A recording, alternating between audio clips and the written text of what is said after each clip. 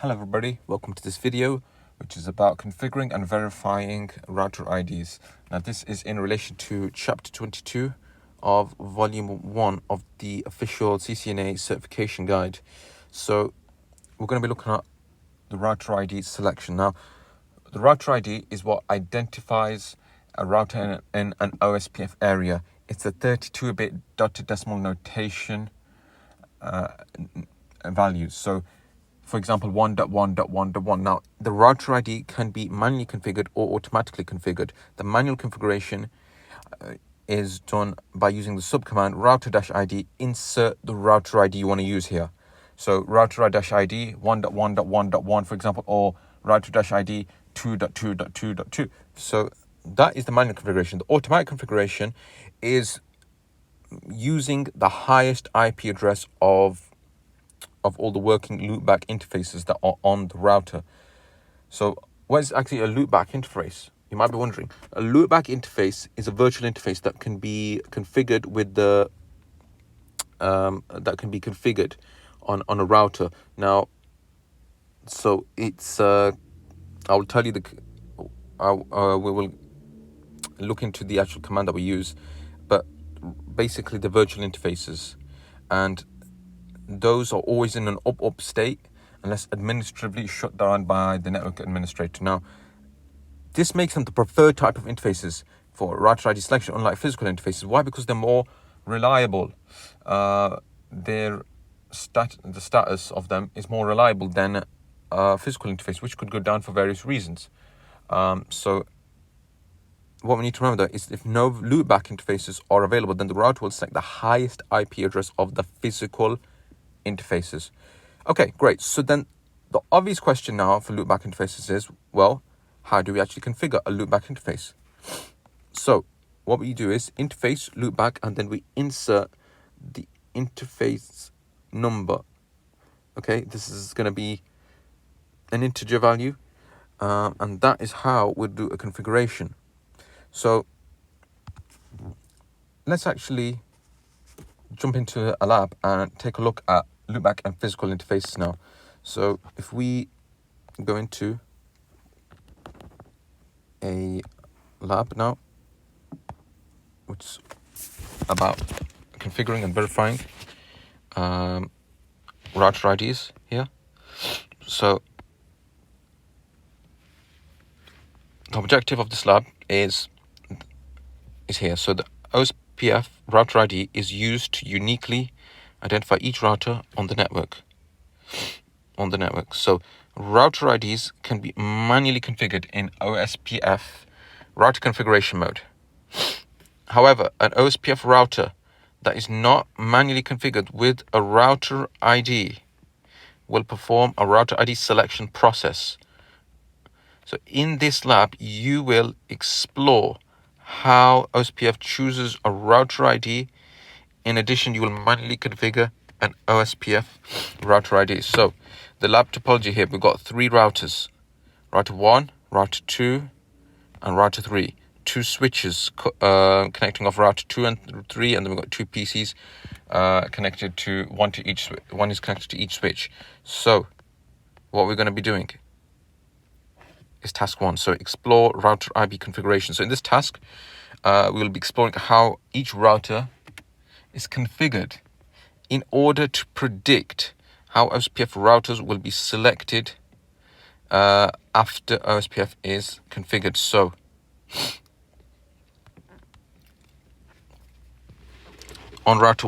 the first task is on router 1, display a summary of the interfaces configured on the router. Based on the output, which IP address do you think OSPF might choose for a router ID? So we need to display a summary of those interfaces, and then looking at that output, we need to think which interface will be used for the router ID. So here we have it, show IP interface brief, and we can see here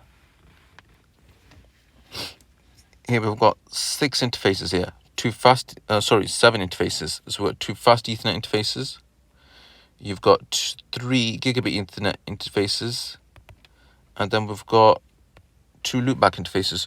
So which one is going to be used for the router ID? Well, if you remember back in the keynote, what was said was the one with the highest, the loopback interface with the highest IP address is the one that's chosen. So looking at these interfaces, whilst there are 7 here, we only look at the bottom 2, and of the bottom 2, we can see that loopback 0 clearly has the high IP address. So we'd be saying here that the IP address that would be chosen would be the one belonging to the first loopback interface of router 1, which has an IP address of 172.16.0.1. So 170.16.0.1 would be our answer here. So let's check if we're right. Lab solutions. On router 1, you should issue the following commands to display a summary of the interfaces configured on the router. So we can see based on the output, you should summarize that the IP address of 172.16.0.1 will become the router ID. If a router ID is not manually configured, that's the key thing here though. This is because OSPF will automatically select the highest IP address on a loopback interface if a router ID is not manually configured on a router. So that's for router 1. Now for router 2 and router 3, we can see here router 2, show IP interface brief. Show IP interface brief. We can see that router 2 has one loopback interface which has an IP address of 2.2.2.2. So we'd be saying here that 2.2.2.2 will be the selected router ID. So because here, based on the output, you should surmise that OSPF will choose the IP address of 2.2.2.2 to become the OSPF router ID if a router ID is not manually configured. Only one loopback interface is configured on the router, although the 2 physical interfaces have higher IP addresses than the loopback interface. Although the 2 physical interfaces have higher IP addresses than the loopback 0 interface, and they have 203.0.13.2 and 10.10.100.1. Those are clearly higher than loopback 0. However, OSPF will prefer the high IP address assigned to the loopback interface because loopback interfaces are always in the up state. So that's something very key there to know and to remember. So now looking at router 3, so the next question we'll ask about is asking about router 3. So a summary of the interfaces configured on the router based on the output. Which IP address do you think OSPF might choose to use for a router ID? Well, let's have a look then, shall we? So router 3, show IP interface brief. What can we see here? So what do we see? We see that there are no loopback interfaces. So what are we now looking at? We're looking at those interfaces that have IP addresses. So we can see fast Ethernet 00 and fast Ethernet 01. However, very important to know here. So look at the states, the status. Fast Ethernet 00, even though it's got a high IP address, it's administratively down. Therefore, we can't actually use that for a router ID selection. So this leaves us with fast Ethernet 01 as the only interface that we can use that's going to be used for router ID selection. So it would be 10.10.200.1 here would be the answer. And let's just check the answers. So we can see router 3, you should issue show IP interface brief to display a summary of the interfaces configured on the router. Now, based on the output, you can surmise that the IP address OSPF will choose for a router ID is 10.10.200.1. No loopback interfaces are configured on router 3.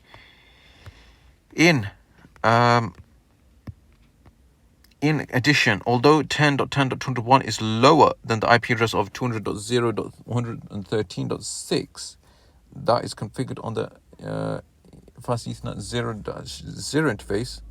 The fast Ethernet 0.0 interface is in the administratively down state. Therefore, the IP address configured on the interface is not yet eligible to come to the router ID. And the last question of this task 1 is, what changes could you make to router 1's configuration to ensure that OSPF automatically chooses a router ID of 1.1.1.1. So if we go back into the configuration of router 1, we can see, well, we can see we can see that this was the, we got 172.16.0.1 was chosen. However, if we want to use this one, this loopback address of loopback 1, what would need to happen is we need to disable, we need to basically tell the router to stop using the loopback, we need to make the router to stop using the IP address 172.16.0.1 in order for it to automatically go to loopback 1 and select loopback 1's IP address. Or you manually configure 1.1.1.1 using router-ID 1.1.1.1 in order to do a manual configuration of 1.1.1.1 there. So those are your two options there. So the answer, one change you could make to router 1 to ensure that OSPF automatically chooses router ID 1.1.1.1 would be to remove the loopback 0 interface from the configuration by either manually shutting down the interface or by issuing the no interface loopback 0 command from global configuration mode. So either remove the interface from the configuration by shutting it down manually, so going into the interface itself and then entering shutdown, or you issue no interface loopback 0 from global config mode. Either of these options are going to prevent OSPF from selecting the loopback 0 interface's IP address of 172.16.0.1 as the router ID. Now, if you do not want OSPF to automatically configure router ID based on available IP addresses, you could also manually configure router ID for the process by issuing the router ID IP-address command in OSPF configuration mode. So,